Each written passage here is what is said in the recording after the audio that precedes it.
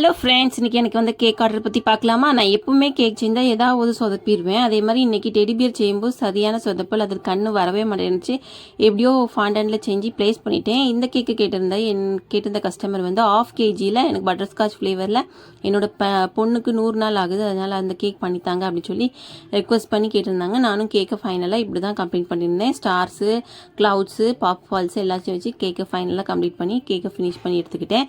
Next வந்து 1 kgயில் ஒரு wedding cake order இருந்துச்சு. அது வந்து ஃபாண்டன்ட்டில் பண்ணணும். ஃபாண்டன்ட்டில் பண்ணும்போது வலி வரும். எனக்கு பயமாகவே இருந்துச்சு, வலிகி உளுந்துருமோன்ட்டு. இருந்தாலும் பரவாயில்லன்னு சொல்லிட்டு சாக்லேட் கனாஸை டிப் பண்ணிவிட்டு அதை ப்ளேஸ் பண்ணியிருந்தேன். ஹார்ட்டு ஃபுல்லாக ரொம்ப சூப்பராகவே இருந்துச்சு. கீழே ஒரு டாப்பர், மேலே ஒரு டாப்பர். அந்த டாப்பரை சுற்றி ரெட் கலரில் ஹார்ட்டினில் ஃபாண்டனில் பண்ணி அழகாக ப்ளேஸ் பண்ணிவிட்டு சுற்றி ஸ்ப்ரிங்கிள்ஸை ப்ளேஸ் பண்ணிவிட்டு பார்த்தேன். கேக் பார்க்கவே ரொம்ப சூப்பராக இருந்துச்சு. நெக்ஸ்ட் வந்து எனக்கு வந்து ஆர்டர் வந்து 3 kgயில் ஒரு டம்மி கேக் ஆர்டரு. 3 kg மாதிரி பண்ணுங்கள், ஆனால் டம்மி கேக்காக வேணும் அப்படின்னு சொல்லியிருந்தாங்க. நானும் கேக்கை பண்ண ஸ்டார்ட் பண்ணிட்டேன். டம்மியை ஃபஸ்ட்டு பண்ணிவிட்டு நெக்ஸ்ட்டு அதை சுற்றி க்ரம் கோட் பண்ணி மெயின் கோட் பண்ணி ஃபினிஷிங் கொடுத்து எடுத்துக்கிட்டேன்.